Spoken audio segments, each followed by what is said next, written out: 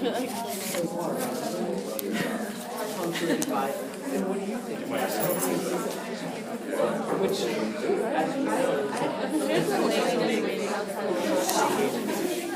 so I don't know. Lizzie was there, so I'm curious to know what she thinks. I wonder what that's something that our guy did too. I can't imagine a big Right. I don't care about the response. Yeah. I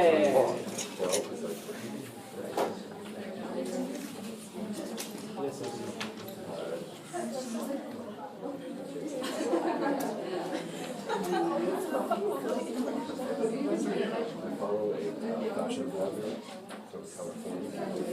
Or you took her last night?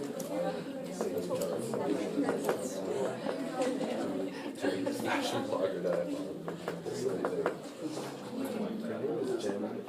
She looks like clothes and California. She's millions of followers. I'm in love with her.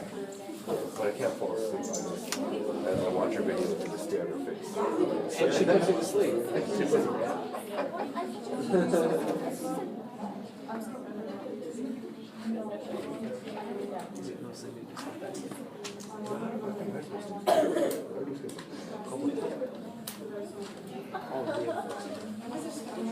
Except for one.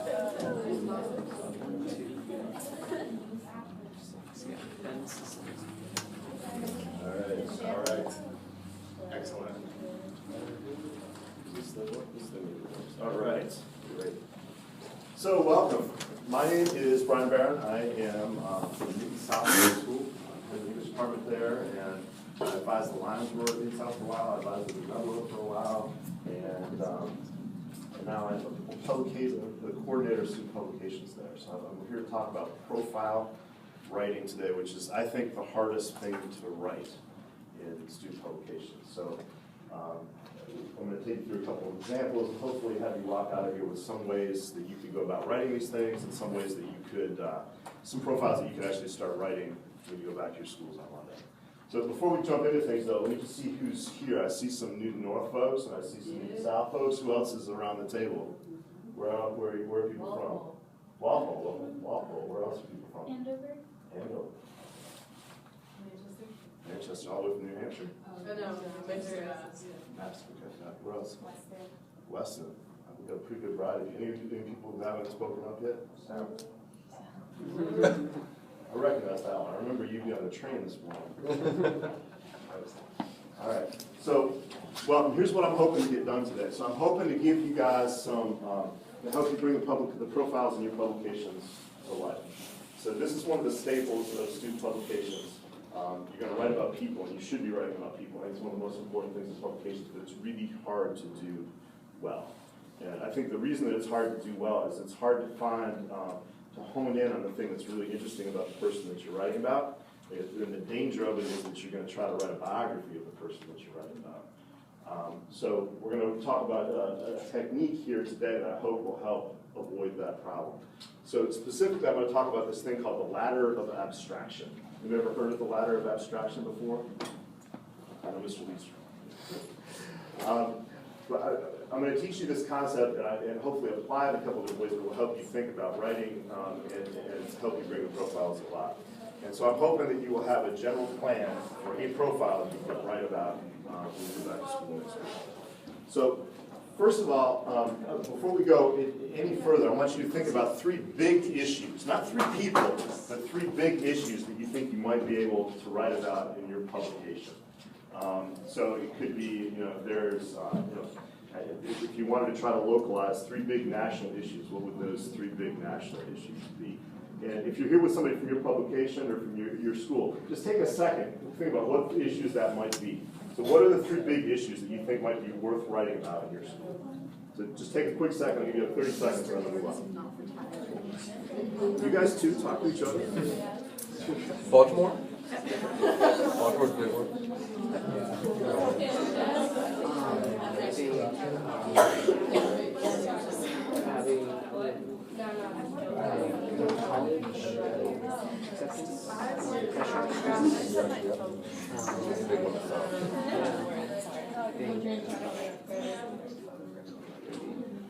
All right, so everybody got a couple?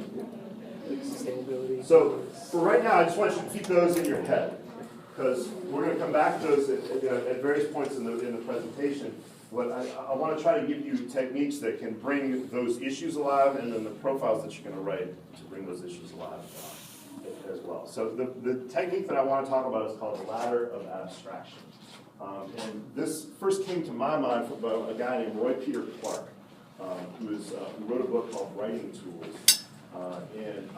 This was one of the techniques in writing tools I thought was the most useful way to think about writing. Not just in terms of profile writing, but just in general. It was a very helpful tool for me to think about writing. So what I'm going to do is I'm going to let Roy Peter Clark himself attempt to explain what this is. So this is him on a podcast, about 2 minutes long. I just want you to listen to it and see what he has to say. I'm going to go at actually the podcast version of it because it's a little easier to understand. And of course,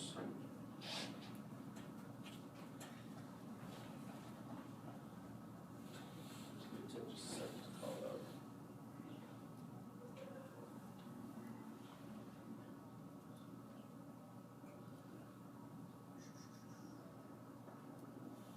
Number 22.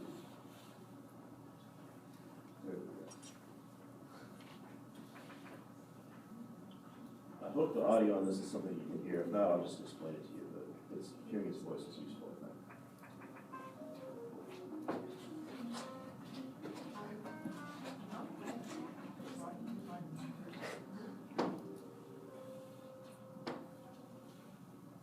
Roy Peter Clark, the author of the book Writing Tools. And this is the podcast version of tool number 22, Climb Up and Down the Ladder of Abstraction. Learn when to show, when to tell, and when to do both. Good writers move up and down a ladder of language. At the bottom are bloody knives and rosary beads, wedding rings and baseball cards. At the top are words that reach for a higher meaning. Words like freedom and literacy. Beware of the middle, the rungs of the ladder, where bureaucracy and technocracy lurk.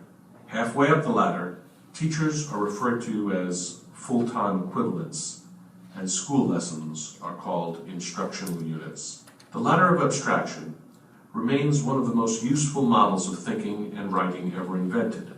Popularized by S.I. Hayakawa in his 1939 book, Language in Action, the ladder has been adopted and adapted in hundreds of ways to help people ponder language and express meaning. The easiest way to make sense of this tool is to begin with its name, the ladder of abstraction. The name contains two nouns. The first is ladder, a specific tool you can see, hold in your hands, and climb. It involves the senses. You can do things with it. Put it against a tree to rescue your cat Voodoo. The bottom of the ladder rests on concrete language. Concrete is hard, which is why when you fall off the ladder from a high place, you might break your foot, your right foot, the one with the spider tattoo. The second word is abstraction. You can't eat it or smell it or measure it. It is not easy to use as a case study. It appeals not to the senses, but to the intellect. It is an idea that cries out for exemplification. A 1964 essay by John Updike begins, and I'm quoting, "We live in an era of gratuitous inventions and negative improvements. That language is general and abstract near the top of the ladder. It provokes our thinking. But what concrete evidence leads Updike to his conclusion? The answer is in his second sentence, and I quote, consider the beer can. To be even more specific, Updike complained that the invention of the pop-top ruined the aesthetic experience of opening a can of beer. Pop-top and beer rest at the bottom of the ladder, aesthetic experience at the top." And that's tool number 22. Climb up and down the ladder of abstraction, learn when to show, when to tell, and when to do both. So my big thesis here today is that in order to write a successful profile, you need both of these things. You need the concrete specifics that are going to bring the person that you're profiling alive. We need to meet them, we need to know them, we need to learn who they are, we need to be able to picture in our head who these people are that you're writing about. But that's not enough. And this is the hard part about writing the profile. You also need some sense of the abstract. And by abstract, I mean you need to know what the angle of your piece is. You need to understand what the general idea that this person is intended to exemplify. And I think if you have both of these things, if you can move up and down the ladder of abstraction, I think you're going to have a successful profile. I would counsel you to spend as much time as possible at the bottom, so that you can learn you have the sensory detail that's going to bring the person you're profiling alive, but you also need that abstract as well. You need the pop on the top. So I'm going to show you some examples of this. We're going to look at what, I think some of the ways to see this in this kind of setting are it's a little easier through videos. So we're going to watch a couple of videos that do this, I think, really well. But we're going to look at some writing too. So I'm going to start with a video that I think does this well. And as you're watching this is about a 4 or 5 minute video that was in the New York Times a couple of weeks ago. I want you to think about like what is the filmmaker using here to bring the concrete alive in the viewer's mind, and what is the abstract? What is it about? What are they trying to say? What is this trying to exemplify? We'll talk about that a little bit when we get done.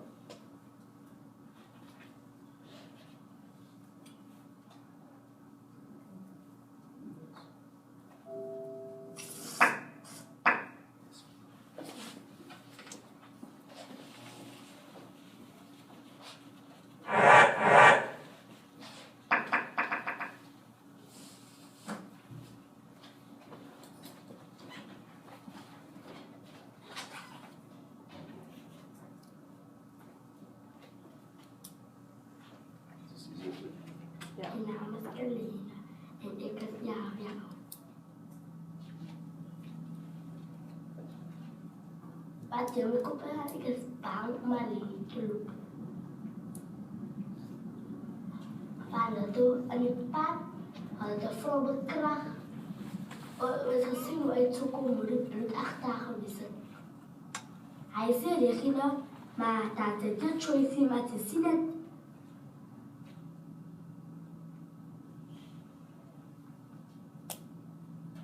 Lane Lupi as Pedro with Miracles to loop van as a was still as a Monalino as an overhears we ran with past Nimarabiti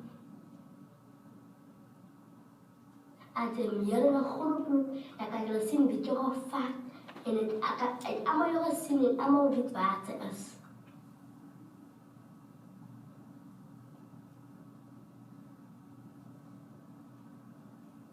As a military, the military quarter sees a computer, the woman demand practice, but even